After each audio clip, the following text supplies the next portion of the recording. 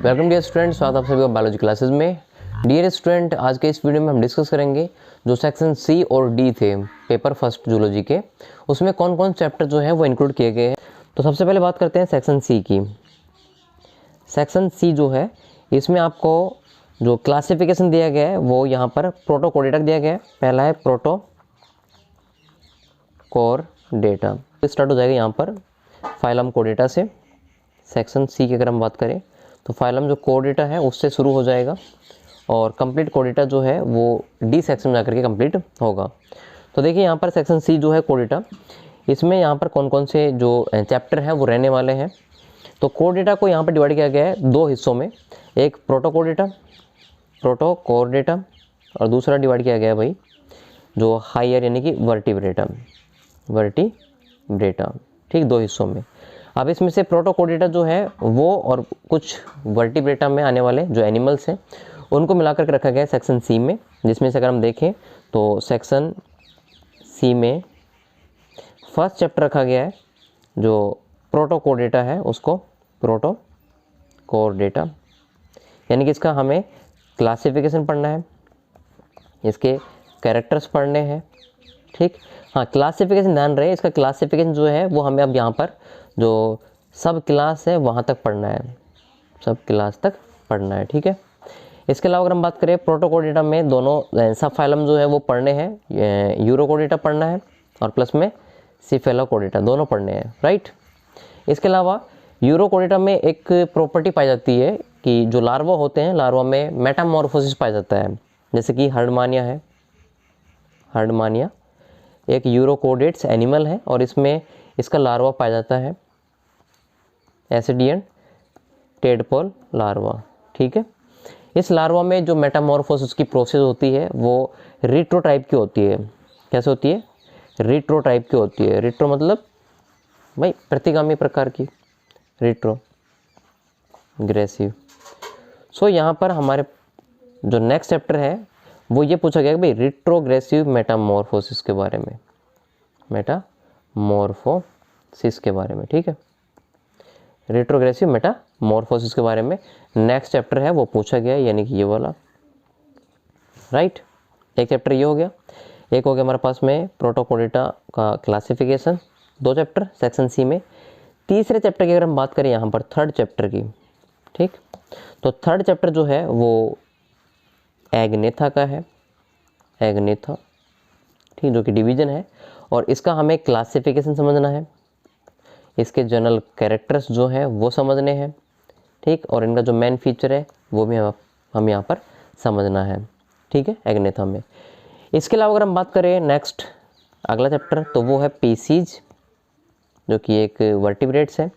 PCs का हमें classification समझना है, इसके कैरेक्टर्स समझने हैं, ठीक, दोनों चीज़ें। साथ ही साथ पीसीज के कुछ मेन फीचर हैं वो भी हमें समझने हैं, जिसमें से पहला जो मेन फीचर रहेगा पीसीज का वो रहेगा इनके स्कल्स एंड फिन्स, ठीक। दूसरा रहेगा पीसीज के अंदर माइग्रेशन की कैपेसिटी पाई जाती है, माइग्रेशन, ठीक है, माइग्रेशन। तीसरा इसके अंदर है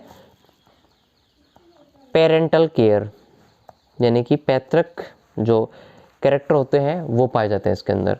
सो तीसरा कैरेक्टर क्या रहेगा इसमें? पेरेंटल केयर का रहने वाला है। इसके अलावा पीसीज के अंदर पीसीज क्या है? पीसीज सभी एक्वाटिक होती हैं। सो जल में रहने के लिए इनमें कौन कौन से अडेप्टेशन पाए जाते हैं? अडेप्टेशन, यानी कि एक्वाटिक अडेप्टेशन भी हमें यहाँ पर डिस्कस करना है। इसके अलावा पानी में रहते हैं तो इसमें ऑस्मो रेगुलेशन की भी एक प्रॉपर्टी होगी। सो अगला चैप्टर रहेगा ऑस्मो रेगुलेशन।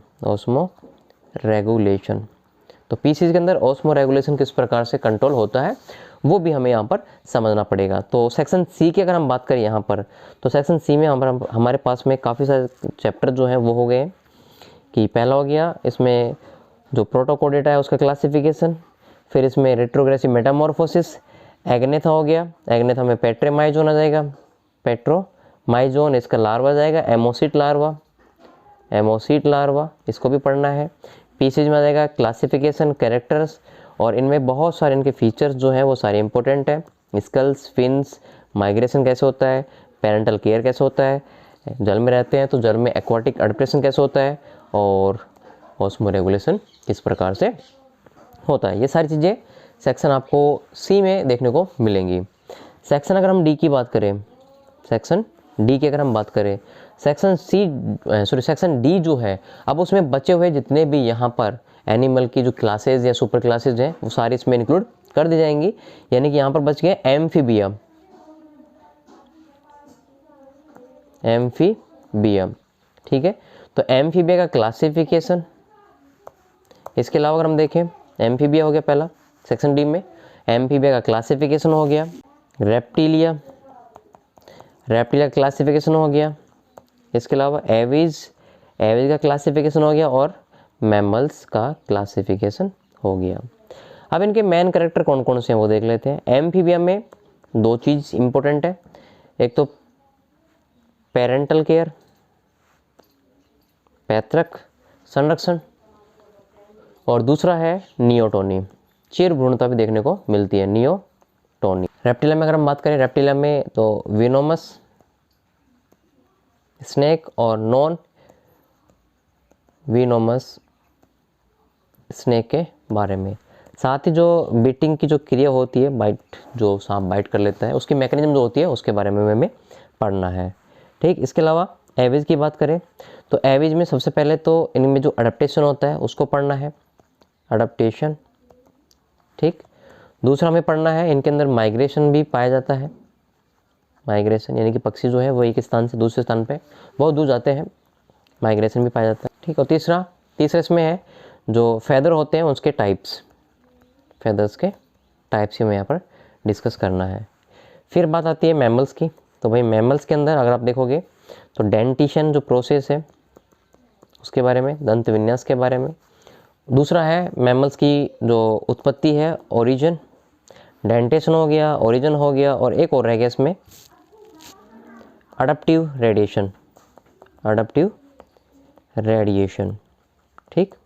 तो ये जो चैप्टर हैं, ये सारे चैप्टर जो हैं 1, 2, 3 और 4 चैप्टर जो हैं ये मैमल्स के अंदर आएंगे।